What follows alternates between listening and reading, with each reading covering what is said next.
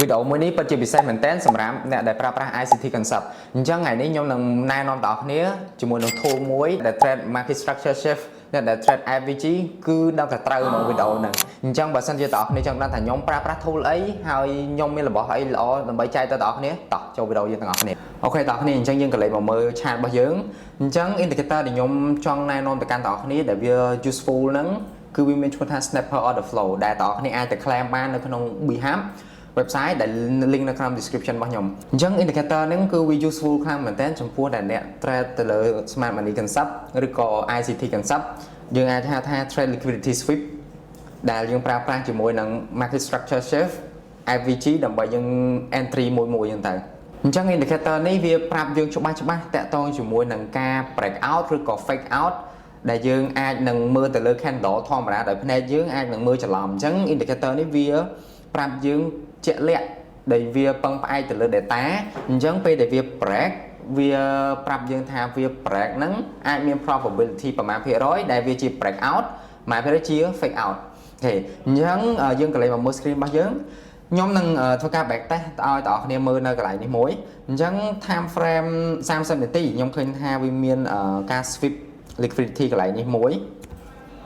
អញ្ចឹងយើងអាចវាយទៅថា sweep អញ្ចឹងណាអូខេអញ្ចឹងកន្លែងហ្នឹងវាបាន sweep មួយហើយអញ្ចឹងការងារជាបន្ត scale មក time frame ទូចខ្ញុំគិតថាខ្ញុំមើល5នាទីហ្មងទៅបងប្អូនគ្នាអូខេអញ្ចឹងពេលដែលវា sweep ហើយខ្ញុំចាំ indicator ខ្ញុំ load សិនវា sweep ហើយវានឹងមុននឹងវាឡើងទៅលើបងប្អូនគ្នាអាចមើល time frame 1នាទីក៏បាន3នាទីក៏បាន5នាទីក៏បានតែបើសិនជាយើងចង់ច្បាស់វា win rate រៀងខ្ពស់អញ្ចឹងទៅតែទាមទារយើងត្រូវការអត់ធ្មត់រងចាំអញ្ចឹងគ្នាយើងអាចប្រើប្រាស់ time frame 5នាទីបានដែលយើងរៀងចាំយូរតិចតែវាច្បាស់ជាង time frame ទូចអូខេអញ្ចឹងនៅក្នុង time frame 5នាទីនេះយើងឃើញថាវាមានពាក្យថា CDL ដែលពាក្យពេញរបស់វាគឺមានពាក្យថា change direction long ដែលវាមាន rate រហូតដល់2ផ្កាយអញ្ចឹងបើសិនជាការ show CDL ឬក៏ CDR ដែល change direction ដែលយើងហៅថា change direction long ឬក៏ change direction short ហ្នឹងអាចមើលទៅកាន់ rate ផ្កាយរបស់វាមាន3 rate ទី1គឺផ្កាយ1ផ្កាយ2និងផ្កាយ3អញ្ចឹងផ្កាយ1វា weak break out វាអាចជា fake out ដែលធ្វើឲ្យយើង entry យើងគិតថា break out តែវាជាក់ស្ដែងវាត្រឡប់មកក្រោមវិញអញ្ចឹងតែឬក៏វាទៅលើហួសអញ្ចឹងតែអាហ្នឹងជាអីដែលយើងត្រូវកត់សម្គាល់នៅលើ CDL និង CDR មួយអញ្ចឹងបើសិនជាយើងឃើញចាប់ពីផ្កាយ2ផ្កាយ3ឡើងទៅអញ្ចឹងមានន័យថាវា strong ហើយអញ្ចឹងវាអាចមាន probability ដែលវារុញប្រែទៅលើឬក៏គេហៅថា rejection ទៅលើ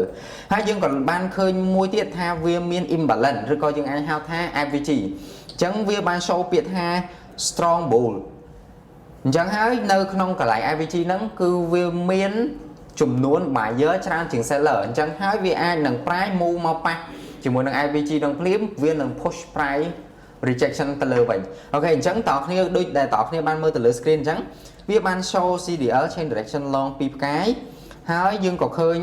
មាន AVG strong bullish មួយទៀតអញ្ចឹងបើសិនជាខ្ញុំសម្រាប់ខ្ញុំ entry ខ្ញុំឃើញតែប៉ុណ្្នឹងគឺខ្ញុំដាក់ limit កន្លែងនេះបាត់ហើយលើ AVG តិចមកព្រោះប្រែវាអាចនឹងគ្រាន់តែពេលខ្លះក៏វាហិតចំហាយបន្តិចហោះទៅលើហើយអញ្ចឹងខ្ញុំគិតថាខ្ញុំចូលមុនបើសិនជាខ្ញុំឃើញdirection វាបែបនេះហើយអញ្ចឹង target យើង1 2 មកអូខេអូខេខ្ញុំដាក់ប៉ុណ្ណឹងវា revert 1 2ហើយយើងចាំមើលថាតើ price movement វាបែបម៉េចអូខេអញ្ចឹងខ្ញុំធ្វើការណាដានអញ្ចឹងវាចំណាយពេលអត់ដល់ថាមិនដល់1ម៉ោងផងដល់គ្នាតែមិនមែនឲ្យតែចេញអញ្ចឹងវានឹងប្រែមូខ្លាំងអញ្ចឹងណាតែគ្រាន់នេះជា entry មួយដែលយើងអាចមើលបានគឺវាអត់មាន stack stir ទេគឺគ្រាន់តែចាក់ពឹបគឺ long ទៅលើតែម្ដងអូខេអញ្ចឹងនេះជាការ entry model សម្រាប់ long position ឬក៏ថា buy position អូខេបងប្អូនអញ្ចឹងនេះគឺជា entry short position មួយដែលជា scenario សម្រាប់ឲ្យយើង sell អញ្ចឹងគ្នាយើងបានឃើញហើយនៅលើ screen នេះយើងឃើញពាក្យថា CDR អញ្ចឹងពាក្យពេញរបស់វាគឺ chain direction short ដែលវាមាន rate រហូតដល់2ផ្កាយអញ្ចឹងពេលដែលបងប្អូនឃើញវាចេញបែបនេះភ្លាមបងប្អូនអាច entry ពឹបយកតែម្ដងដោយសារកន្លែងនេះយើងឃើញថាវាមាន bear bias ដូចគ្នាតែ bear bias ហ្នឹងក៏យើងអាច entry combine ជាមួយនឹង chain direction short នឹងបានដូចគ្នាព្រោះថាយើងមិនចាំបាច់ចាំដល់ strong ក៏បានដែរយើងមានពី scenario ដែលយើងអាច entry ទី1 strong bear ឬក៏ strong bull ទី2 bear bias ឬក៏ bull bias យើងអាច entry ទៅលើ IVG នឹងបានដូចគ្នាអញ្ចឹងបើសិនជាបងប្អូនឃើញបែបហ្នឹងហើយបងប្អូន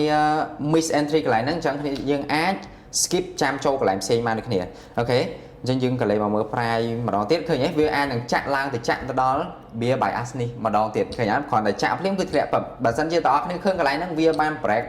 ជាមួយនឹង low នៅតម្លៃ43.24នេះវា break ហើយវាចេញ3វាចេញ2ផ្កាយអញ្ចឹងហើយវាមាន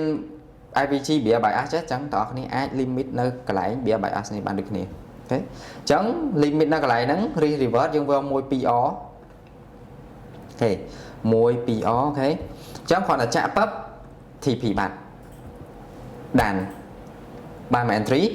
កន្លែងមកមើលកន្លែងនេះមួយទៀតកន្លែងនេះយើងឃើញណាថាវាបានបដូរ direction មកខាង seller វិញអញ្ចឹងគ្នាយើងមកឃើញកន្លែងនេះ imbalance កន្លែងនេះវាមានពាក្យថា strong bearish អញ្ចឹងបងប្អូនកន្លែងនេះអាច entry បានមក entry ទៀតដូចគ្នាអញ្ចឹងចាំមើលវាចាក់ចូលទៅក្នុងហ្នឹងហើយ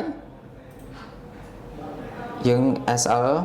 1 2R ដដែល reward យើងអូខេប៉ប TP ម្ដងទៀតអញ្ចឹងយើងបាន2 entry តែសម្រាប់ខ្ញុំទៅហ្មងខ្ញុំអត់ចង់ឲ្យបងប្អូន trade ច្រើនអញ្ចឹងទេគ្រាន់តែយើងអាចឃើញថា trade នៅខាងលើតម្លៃ40.23ដែលជា break ភ្លាមហើយវាមាន IVG imbalance កន្លែងនេះបងប្អូនអាច entry មួយហ្នឹងហើយ